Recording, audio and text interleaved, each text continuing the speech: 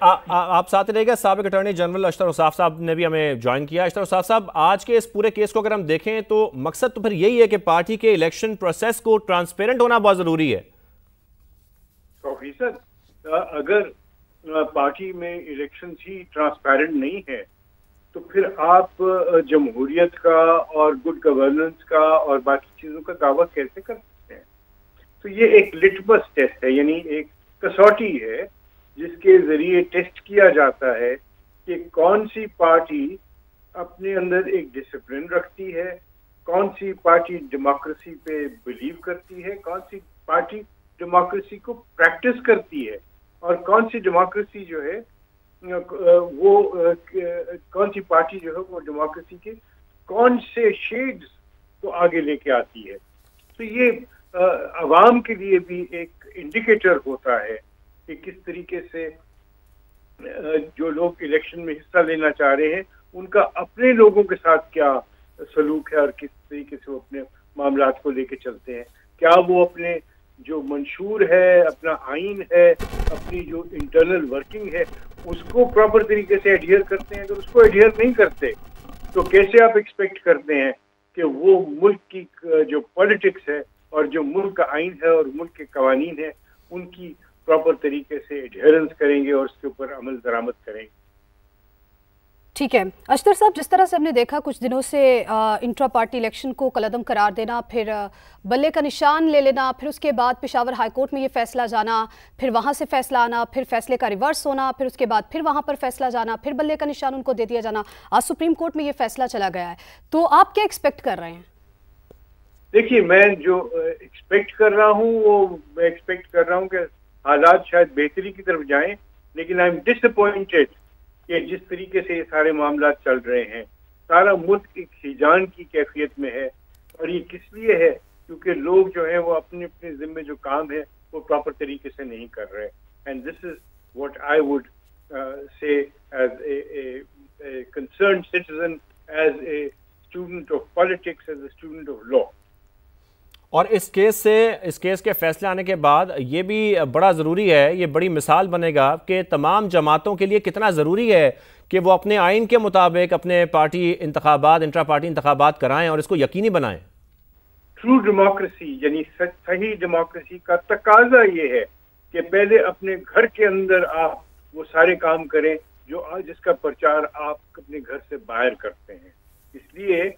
یہ ایک مشعل راہ بھی ہوگا، ایک سبق بھی ہوگا، اور آنے والے دنوں میں یہ ایک ایسی کسوٹی بن جائے گی جس پہ سب کا ٹیسٹ ہوگا. اچھا اشتر صاحب، اس پر بھی ذرا تھوڑی سی روشنی ڈالیے گا کہ آگے آنے والے وقتوں میں آپ حالات کیسے بنتے ہوئے دیکھ رہے ہیں؟ میں بہت ایک آپٹمسٹک آدمی ہوں. مجھے یہ سارے معاملات دیکھتے ہوئے تشویش تو بہت ہے، لیکن ساتھ میں یہ بھی کہوں گا کہ مجھے امید بھی بہت ہے. آپ کو امید بھی ہے، جیسے کہ آج کا یہ اہم کیس، اور اس اہم کیس میں ہمارے ساتھ جو ماہرین ہیں وہ بھی موجود ہیں. خالد عظیم صاحب، آپ نے بھی یہ گفتگو سنی، اور اوورآل اگر اس کیس کو دیکھا جائے تو پھر یہی بات سامنے آتی ہے کہ کسی بھی پارٹی کے لیے اپنے انٹرا پارٹی انتخابات اور جو انتخابات انہوں نے کرانے ہیں وہ کتنے ان کے آئین کے مطابق ٹرانسپیرنٹ ہونے چاہیے، اور اگر وہ نہیں ہوتے تو پھر ان کو اس طرح کے مشکلات کا سامنا کرنا پڑے گا. جی دیکھیے، ہمارے ملک کی تاریخ میں کبھی بھی ایسی کوئی انتخابات جو ہیں وہ پارٹیوں کے اندر ہوتے ہوئے دکھائی نہیں دے ہیں کہ جس میں یہ کہا جائے کہ واقعتاً کوئی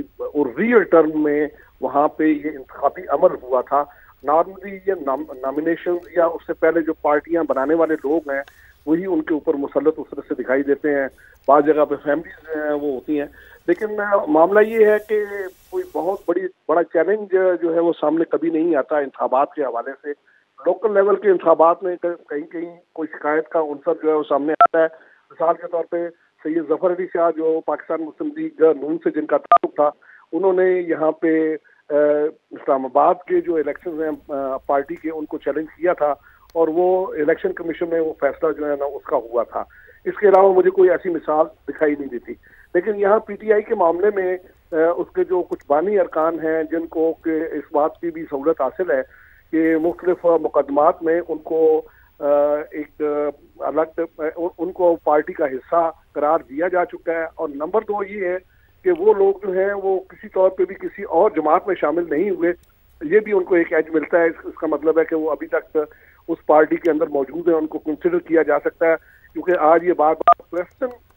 جو ہے وہ چیف جسٹس صاحب کی طرف سے کیا گیا کہ کیا آپ نے کسی دوسری جماعت کو جوائن کیا ہے، اور جب یہ جواب نفی میں ملتا رہا تو اس کا مطلب ہے کہ ان کو اس پارٹی کا حصہ سمجھ کے ان کو جو ہے وہ رائٹ آف ہیئرنگ دیا گیا اور ان کو سنا گیا۔ تو اس طرح سے پہلی مرتبہ ایک ایسا چیلنج کسی پارٹی کے جو انٹر پارٹی الیکشنز ہیں وہ کسی فورم پہ اس انداز میں چیلنج ہوئے، اور بالکل آپ نے صحیح کہا کہ یہ ٹرینڈ سیٹر بنے گا یہ کیس، اور اس کے بعد جو جماعتیں ہیں ان کو تھوڑا سا اس حوالے سے محتاط ہونا پڑے گا۔ بائی اینڈ لارج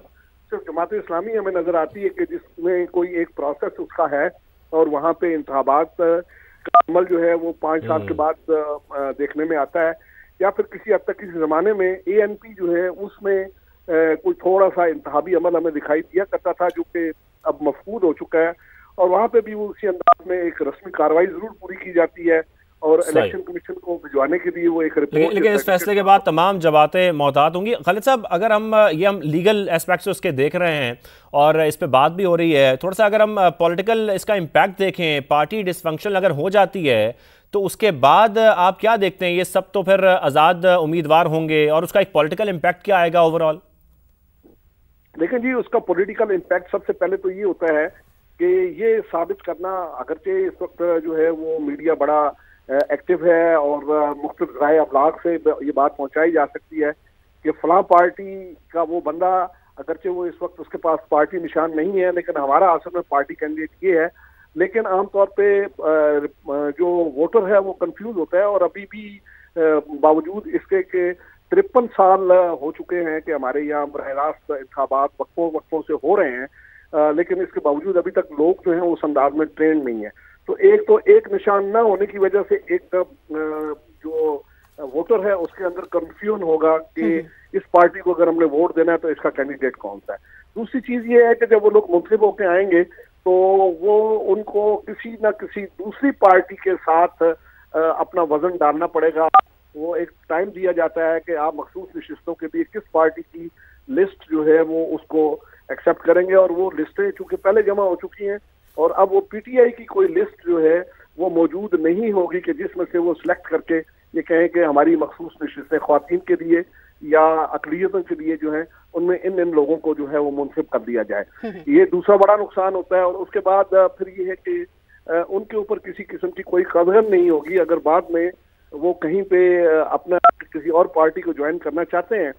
تو ان کے اوپر جو ہے وہ کوئی تعدیبی کارروائی ان کے خلاف نہیں ہو سکتی کہ آرٹیکل 63A کے تحت ان کو نااہل قرار دینے کے لیے کوئی ریفرنس بھجوایا جا سکے، یا پھر جو ابھی تک سپریم کورٹ کا فیصلہ فیلڈ میں ہے، اگر وہ پارٹی لائن کے خلاف وہ 3 چیزیں جو امپارٹنٹ ہیں،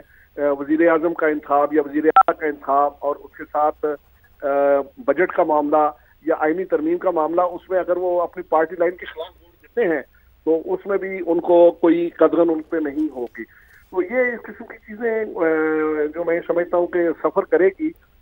PTI، اور وہ ایز اے پارٹی اس کی ایگزسٹنس جو ہے وہ ایٹ لیسٹ وہ جو منتخب ادارے ہیں ان میں نہیں ہوگی۔ بات کی حکمت عملی ان کو کس طرف لے کے جاتی ہے وہ ایک بعد میں دیکھنے والی چیز ہے، اور لیکن پہلے مرحلے پہ تو الیکشن میں ان کو پرابلم ہوں گے، دوسرے مرحلے پہ ان کو مخصوص نشستوں سے ہاتھ دھونا پڑیں گے، اور تیسرا مرحلہ جو ہے وہ یہ ہے کہ وہ پارٹی ڈسپلن کا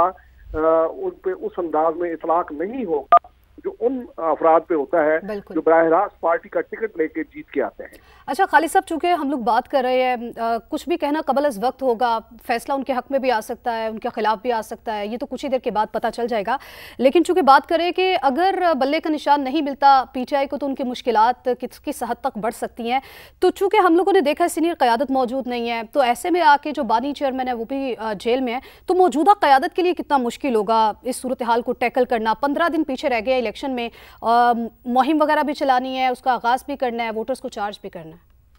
لیکن جی یہ ان کے فیصلہ سازی کا معاملہ تو اتنا ہے کہ یہ ہر معاملے میں کہتے ہیں کہ جی ہم نے بانی چیئرمین جو ہے وہ اس سے ہدایات لینی ہے اور اس کے بعد ہم کوئی بات کریں گے، اور وہ مشاورت کا عمل اس انداز میں ان کا یہاں پہ نہیں ہے۔ پھر यहाँ पे हमने मुख्तलिफ मौके पे देखा है कि इन जो मौजूदा लोग सामने हैं, इनके बामी इख्तलाफात इतने हैं कि बाज़ औक़ात वो बहुत ग्रेव शक्ल इख्तियार कर लेते हैं। तो ऐसे में फैसला साजी तो एक यकीनी तौर पे एक मुश्किल मामला है। एक थोड़ा सा जो जिस चीज़ का दावा किया जाता है, क्योंकि सोशल मीडिया पे बहुत वाइब्रेंट हैं ये लोग, तो ये जिस चीज़ का दावा किया जाता है कि जी आवाम में बड़ी मकबूलियत है और आवाम जो है वो दूसरी जमातों से तंग आए हुए हैं और हमारी वो जुर्रत और हमारे जो फैसला साजी है उसको वो बहुत पसंद करते हैं, तो वो उसका भरम जो है वो भी खुल कर रह जाएगा। क्योंकि जब तक आपको एक तो मरकजी शख्सियत लीड करने वाली ना हो तो फिर बहुत मुश्किलात होती हैं। और इसका मंजर जो है वो हमने 2008 में देखा कि जब बेनज़ीर भुट्टो जो है वो एक हादसे का शिकार होके इस दुनिया से चली गई, तो उसके बाद पीपल्स पार्टी जो है वो जितनी मकबूलियत का उसका तवक्को की जा रही थी वो उससे कम उसको नशीब से